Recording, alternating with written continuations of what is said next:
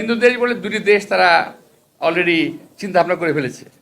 ইতিমধ্যেই ভারতীয় উচ্চ পর্যায়ের জায়গায় তারা বাংলাদেশকে আক্রমণ করলে কি কি হতে পারে, দেশের অভ্যন্তরে, দেশের বাইরে, বাংলাদেশে আন্তর্জাতিক কি কি হতে পারে, তারা ইতিমধ্যে এটা নিয়ে গবেষণা শুরু করেছে। মলম বেশে একটা লোক আছে লাফাই লাফাই গিয়ে, যাই হোক, সেই লোকটা বলে এই তো চট্টগ্রামটা নিয়ে নিয়ে নিলে তো আমাদের, চট্টগ্রাম যদি আমাদের হয়ে যায় তাহলে তো আমাদের কোনো সমস্যা থাকে না, বা আবার রাজত্ব পাইছে, চট্টগ্রাম যদি আমাদের হয়ে যায়। ভাই একটা কথা মনে রাখতে হবে, আমাদের সোলজার কম, তাই না? এটা আমাদের প্রতিবেশী দেশ ভাবে, কিন্তু আমি তাদেরকে ভাবতে বলবো যে আপনারা 71 সালের মুক্তিযুদ্ধ দেখেন, বিনা ট্রেনিংয়ে কিন্তু আমরা যুদ্ধ করেছি।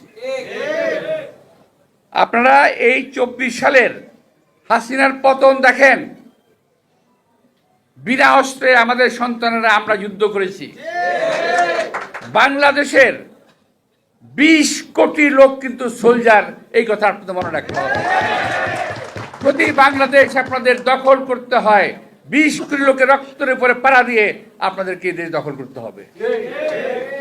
3টা পত্রিকা, আমি নামগুলো বলছি না, 3টা পত্রিকা, একটা টেলিভিশন কিভাবে বিকৃত সংবাদ প্রকাশ করলো। এই যে একটা ফালতু লোক, যাকে এক কথা বলা যেতে পারে রেপিস্ট, এটা আমি বলি নাই।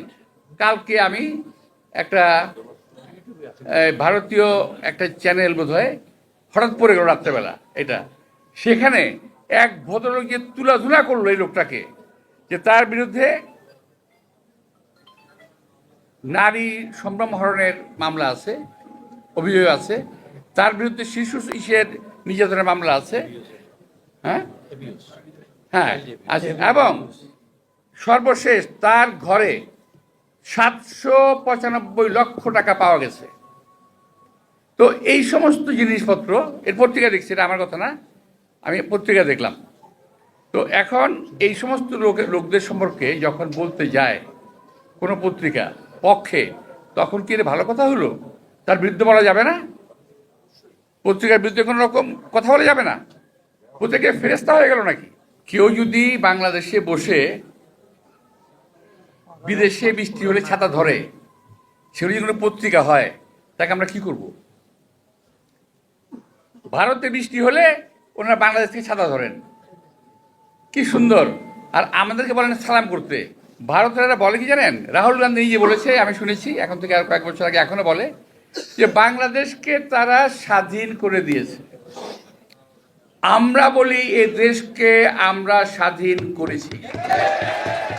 আমরা বলতে চাই তোমরা পাকিস্তানকে ভাগ করার জন্য যুদ্ধ করেছিলে, সেটাও তোমাদের স্বার্থে, আমাদের স্বার্থে নয়। এখন আবারও চোখ তুলেছে বাংলাদেশের দিকে। আমরা শুনতে পাচ্ছি ইতিমধ্যেই একটা রাষ্ট্র ঘোষণা হয়ে গেছে। ভিতরে ইন্ডিয়ান পত্রপত্রিকা, ওদের কাগজে কলমে দেখা যাচ্ছে হিন্দু দেশ বলে দুটি দেশ তারা অলরেডি চিন্তা ভাবনা করে ফেলেছে। ইতিমধ্যেই ভারতীয় উচ্চ পর্যায়ের জায়গায় তারা বাংলাদেশকে আক্রমণ করলে কি কি হতে পারে, দেশের অভ্যন্তরে, দেশের বাইরে, বাংলাদেশে আন্তর্জাতিক কি কি হতে পারে, তারা ইতিমধ্যে এটা নিয়ে গবেষণা শুরু করেছে।